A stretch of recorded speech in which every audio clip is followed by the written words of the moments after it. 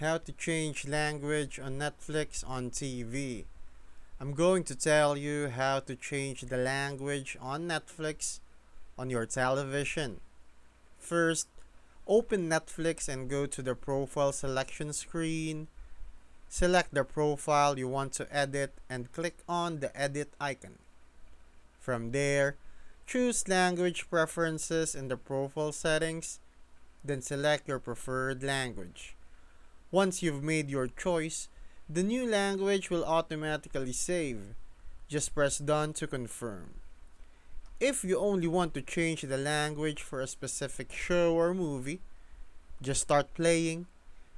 Press up or down on your remote control and select audio and subtitles.